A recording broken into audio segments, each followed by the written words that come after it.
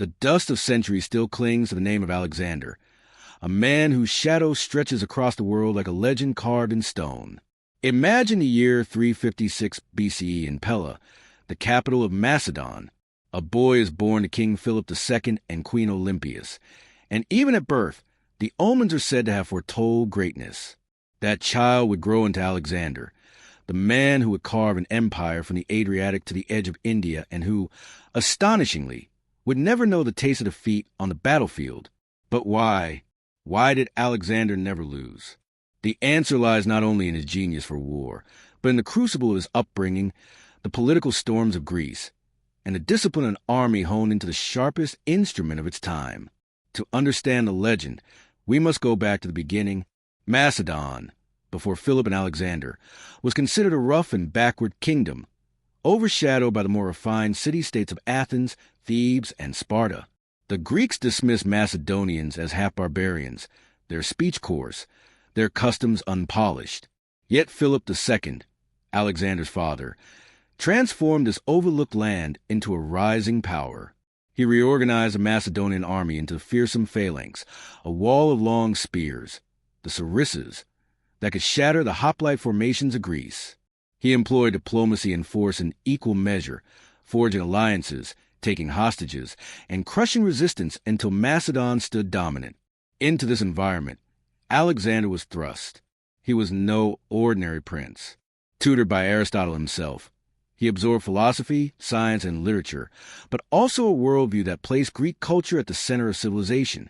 Olympias, his mother, filled him with visions of divine destiny, telling him he descended from Achilles on her side and from Heracles on her father's.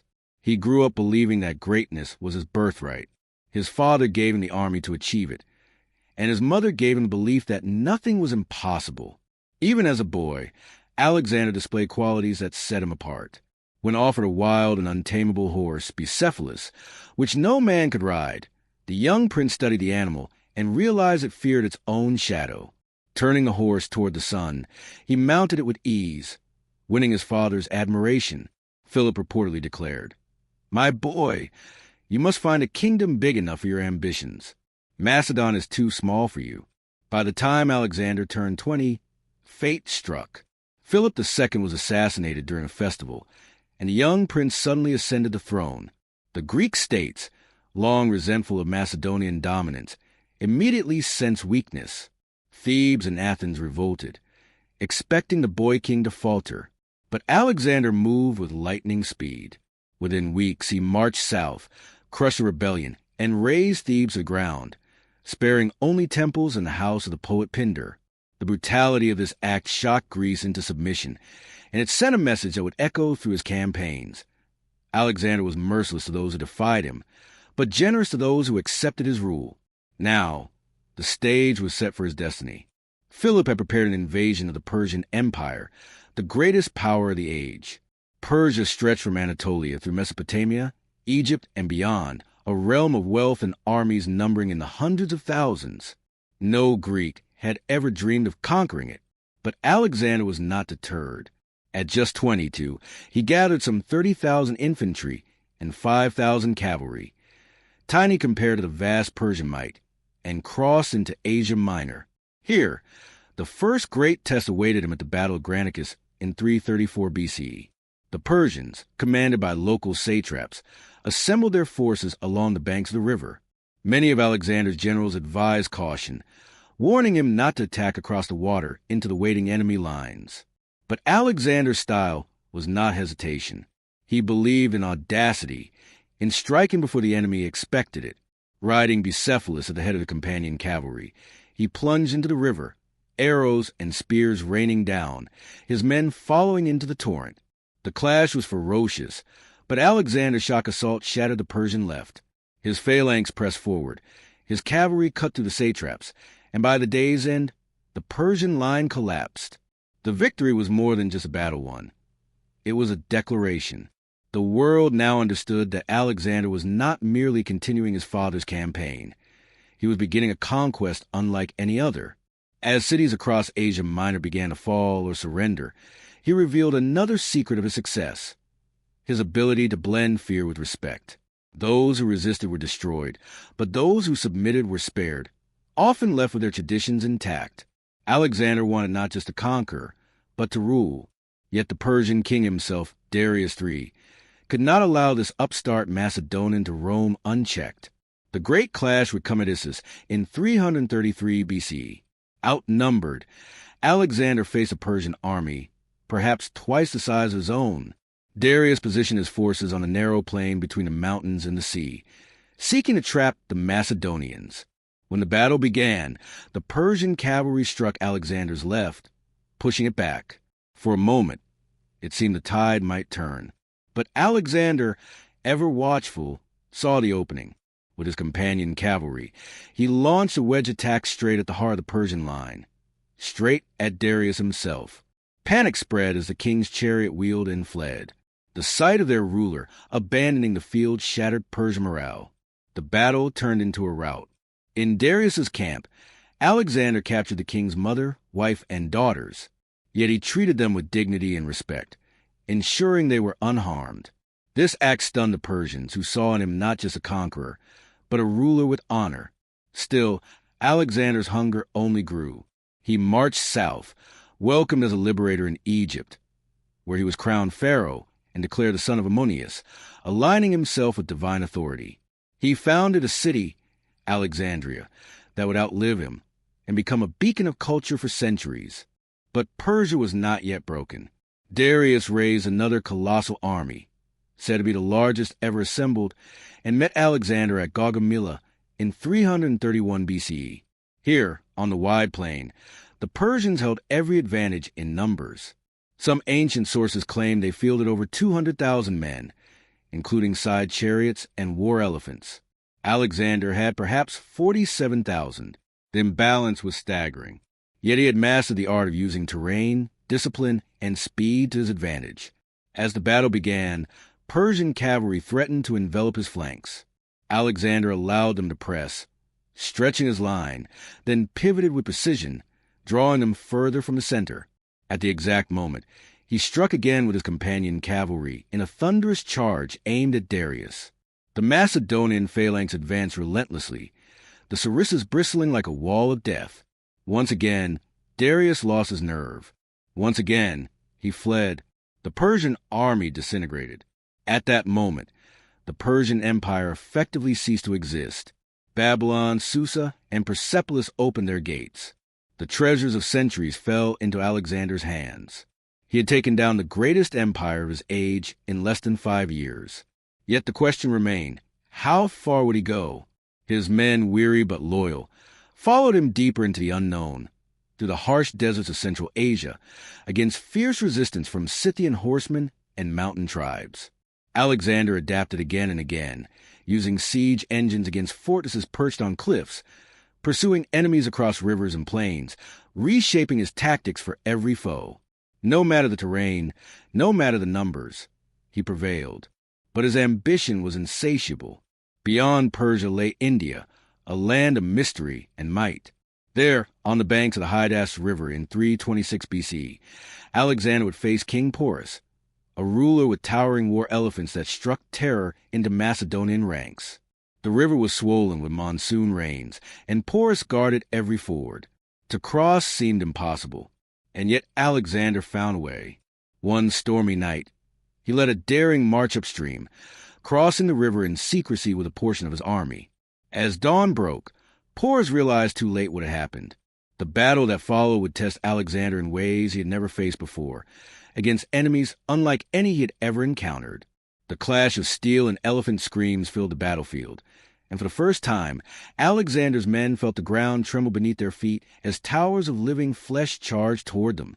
The war elephants loomed like moving fortresses, their tusks tipped with iron, their hides armored in leather, their sheer bulk scattering cavalry horses in terror. The Macedonian phalanx braced itself. Sarissas thrust forward, but even their wall of spears wavered as the monstrous beasts bore down. For the first time in his career, Alexander faced a weapon he had never encountered before. The ground shook with the weight of Porus's charge, and men were trampled like straw beneath the pounding feet of the elephants. Yet Alexander's genius thrived in the moments when chaos threatened to consume all. He gave quick, decisive orders. Instead of meeting the elephants head-on, his men shifted formation, parting ranks to allow the beast to pass through. Once the elephants pushed into the gaps, they found themselves surrounded. Macedonian soldiers struck at the animals' flanks and mahouts, blinding them, driving them into panic. Some elephants turned back upon their own lines, trampling the very warriors who had unleashed them. Meanwhile, Alexander himself led a furious cavalry assault against Porus's chariots and horsemen. The rain-soaked ground turned into mud, bogging down the Indian chariots while Macedonian mobility carried the day. Surrounded, Porus fought with valor that even Alexander admired. Mounted on a great elephant, towering above the battlefield, he refused to surrender until wounded and captured. When Porus was brought before Alexander, bleeding but unbowed, the Macedonian king asked how he wished to be treated. Porus's reply was simple: like a king. Alexander, struck by his dignity, did just that. He restored Porus to power as his ally, a gesture that revealed the second edge of his strategy. He conquered through force, yes, but he ruled through respect. Where others might have crushed, he often co-opted, leaving rulers in place under his banner. This policy allowed his empire to stretch vast distances without collapsing under its own weight. But not all were as magnanimous as Porus, and not all of Alexander's men shared his appetite for endless conquest. At the edge of the Hyphasis River, when he spoke of marching still further east toward the unknown, his soldiers rebelled in silence. They were exhausted, battered by years of campaigning, longing for home. For the first time, Alexander faced a different kind of enemy, the will of his own army. He raged, he pleaded. He offered promises of glory beyond imagination, but the men stood firm. Reluctantly, he yielded. The march east was over. With a heavy heart, Alexander turned back, leading his men southward along the Indus, battling tribes and enduring savage hardship in Gedrosian desert, where thirst and heat claimed thousands. Victory was his constant companion, but the cost was mounting, and whispers of resentment grew louder among his followers. By the time he returned to Babylon, Alexander was no longer the youthful conqueror of Granicus or Issus. He was a man hardened by years of war, tempered by victories but scarred by loss. He had lost Bucephalus in India, his faithful horse who had carried him through countless battles. He had seen friends fall, generals question him, and soldiers weary of his endless drive. Yet still he dreamed. He spoke of conquering Arabia, of building a fleet to dominate the seas, of pushing westward to Carthage and Rome. His ambition knew no limits, but shadows gathered around him. His attempt to merge Greek and Persian cultures, through mass marriages, through the adoption of Persian dress and customs, alienated many of his men. The companions who had once seen him as one of their own now grumbled that he had become too much like the kings they had overthrown. His fiery temper flared, and suspicion clouded his judgment. At Susa, he executed men he had once trusted. At Persepolis, he had allowed drunken fury to burn the palace of Xerxes, an act that even he later regretted. Still, no army had ever broken him. No general had ever bested him. He was undefeated, his reputation towering like a god among mortals. His presence alone could send enemies fleeing, as Darius had done at Issus and Gaugamela. His tactics, speed, audacity, and precision rewrote the art of war. He could read a battlefield as if it were a map etched in his mind, anticipating enemy moves before they happened, turning disadvantage into triumph. Yet the gods grant no man invincibility forever. In the spring of 323 BCE, in Babylon, Alexander fell ill. Some whisper it was poison. Others believe it was fever, perhaps malaria or typhoid. For days he burned, unable to move or speak, while his generals gathered, uncertain of succession. His empire stretched from Greece to India, but it rested on a single figure, and that figure was fading. When asked to whom he left his vast empire, he is said to have whispered, "To the strongest." Those words would plunge his generals into decades of war, tearing apart the unity he had built. But in that moment, as he lay dying at just 32 years old, the world held its breath. His soldiers filed past in silence, tears streaming down their faces, for they knew they were witnessing the end of an age. The man who had never lost a battle, who had crushed the greatest empire of his time, who had marched farther than any had dared, now faced the one enemy no blade could defeat. And as his final breath left him, the question echoed like thunder across Babylon's halls. Without Alexander, what would become the empire that only could hold together? The death of Alexander sent shock waves across the ancient world. In Babylon, the generals who had marched with him, men who had once followed his every command without hesitation, now found themselves paralyzed by uncertainty. For 12 years, they had lived in the shadow of his brilliance, fighting under a leader whose every gamble had turned into victory. Now, with his voice silenced, the question of succession loomed like a storm over the empire he had forged. He had left no clear heir. His wife, Roxana, carried an unborn child, and his half-brother Aridaeus, though alive, was considered unfit to rule. Into this vacuum poured ambition, jealousy, and fear. The empire stretched from Greece to India, yet was held together by Alexander's charisma, by the awe he inspired, by the certainty that he was invincible. With his death, that certainty crumbled. The generals, Ptolemy, Seleucus, Antigonus, Perdiccas, and others were men hardened by war, but none possessed the unity or genius of their fallen king. They argued over his last words, over his legacy, over who would inherit the impossible burden of ruling so vast a realm.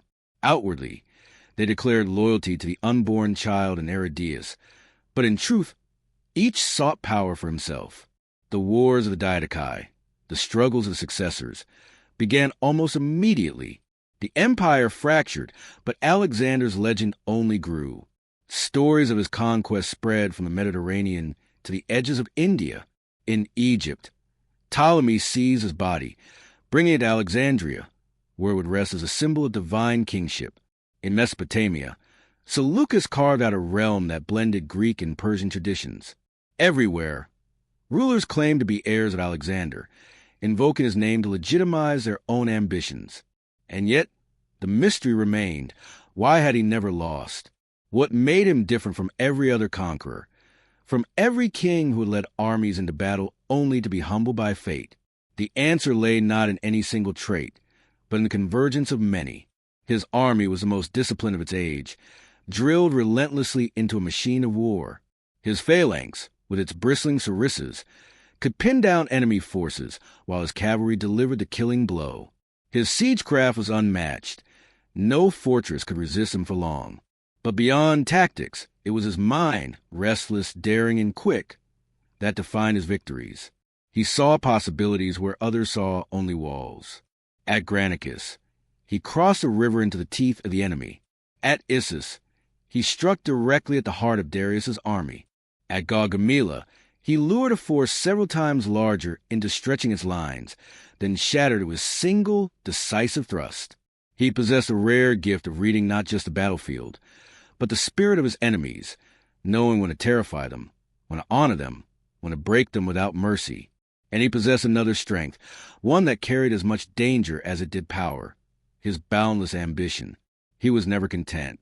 Each victory opened the door to another horizon, another conquest, another dream. Persia was not enough. He wanted India. India was not enough. He wanted Arabia, then Carthage, then Rome. His mind leapt beyond the possible, dragging his weary men with him, inspiring awe but also planting seeds of rebellion. His ambition created an empire that spanned continents, but also meant no successor could ever sustain it. Still, his soldiers loved him fiercely. They endured hunger, thirst, endless marches, and deadly battles because they believed in him. They saw him share their hardships, wounded in battle more than once, leading from the front when kings usually watched from safety. They saw him honor bravery in friend and foe alike, sparing Porus, respecting Darius's family, weeping at the death of Hephaestion, his closest companion. He was no distant monarch. He was their commander, their comrade, their symbol of invincibility. And yet he was flawed. His temper was notorious, erupting in fury that could end in blood. He killed Clitus the Black, the very man who had saved his life at Granicus, in a drunken rage. He demanded worship as a living god, alienating many of his Greek soldiers who had fought for him as a man, not as a deity. He pursued visions that pushed his men to the brink of mutiny. The very qualities that fueled his greatness also carried within them the seeds of destruction. But in the end, history does not remember him for the cracks in his armor. It remembers the fact that, in battle, he was untouchable. From his first command at Carina, fighting beside his father at just 18, to his final campaign on the banks of the Hydaspes, he never once faced defeat. His enemies fell before him, their armies broken, their empires consumed. He stood as the very embodiment of victory, a mortal who seemed chosen by the gods to conquer the world. Still, the question lingers like a haunting echo. If he had lived, what more would he have taken? Would Arabia have fallen to his banners, then Carthage, then Rome? Would he have ruled the known world entire, reshaping history beyond recognition? Or would his ambition have driven him into ruin, his empire collapsing under its own impossible weight? In Babylon, as his generals quarreled and his soldiers mourned, one truth was clear. No man like Alexander had ever lived before, and none would come again. His empire fractured, but his legend only grew larger. His tactics would be studied for millennia, his name invoked by emperors from Caesar to Napoleon, each dreaming of matching his impossible standard. And yet, as centuries passed, another mystery deepened. His body, once displayed in Alexandria as a relic of divine power, vanished from history. The tomb of Alexander, the greatest conqueror who ever lived, was lost. Where he rests, no one knows. His empire perished, his successors died, his cities changed hands, but the man himself slipped into legend, and still his spirit haunts the world. For though empires rise and fall, though kings win battles and lose them, there remains only one figure who marched across continents undefeated, whose name became a synonym for conquest itself. But even for Alexander, victory came at a price, and the price was written not in the battles he won, but in what followed, decades of bloodshed, betrayal, and division as the successors tore apart everything he had built. The man who had never lost now left behind a legacy that risked being consumed by the very chaos he had fought to master. The chaos that followed Alexander's death was as relentless as the campaigns he had led in life. His generals, once bound together by loyalty to their king, now turned their swords upon one another. The wars of the Diadochi raged for decades, carving the empire into fragments. Antigonus the One-Eyed fought for supremacy, only to fall. Seleucus seized Mesopotamia and Persia, forging the Seleucid Empire. Ptolemy claimed Egypt, making Alexandria his capital and ensuring the city outlived its founder as a beacon of culture and power. Cassander ruled Macedonia, erasing the royal line of Alexander in his ruthless bid for control. The dream of a united empire died with him. The map he had redrawn was torn apart, each successor seeking to wear the mantle of Alexander, yet none able to bear it. His words, to the strongest, proved less a command than a curse, a spark that ignited wars without end. And yet, even in this ruin, his influence endured. Greek language and culture spread through Asia and the Near East, fusing with local traditions in what came to be called the Hellenistic Age. Cities founded in his name became centers of learning and trade, their streets echoing with tongues from across the world. His vision of blending East and West outlived him, reshaping history in ways even he could not have foreseen. But what of the man himself, the commander who never lost a battle? His strategy was not invincibility, but adaptability. At every encounter, he studied his enemy, the terrain, the moment, and struck with audacity where others hesitated. He was bold enough to take risks, yet disciplined enough to prepare every detail. His soldiers moved as an extension of his will, drilled into an army that could shift from phalanx to cavalry strike to siegecraft with seamless precision. And at the center of it all was his presence, the figure who rode at the front, who bled beside them, who shared their hunger and their thirst. He never allowed the fear of defeat to cloud his judgment. At Granicus, when others counseled delay, he charged across the river. At Issus, when outnumbered, he went for the enemy king himself. At Gaugamela, when facing the largest army assembled in ancient history, he stretched the enemy thin and then pierced its heart. At Hydaspes, when confronted with elephants, he bent his tactics until their terror became weakness. Always, he turned obstacles into opportunity, weakness into strength. And yet, for all his brilliance, Alexander was mortal, his victories bound to a single lifetime. His empire could not survive without him because it was not built upon institutions, but upon his will, that will died in Babylon, leaving behind an empty throne and a world grasping at his ghost. His legacy, however, was larger than his empire. He changed the course of history, not simply by conquest, but by fusion. Greek ideas blended with Persian administration, Egyptian religion, and Indian philosophy. Trade routes opened, connecting worlds that had once been strangers. The sciences, arts, and philosophies of Greece spread eastward, while knowledge from the east flowed back west. The Hellenistic age was born from his ambition, a bridge between civilizations that would shape the foundations of Rome, Byzantium, and beyond.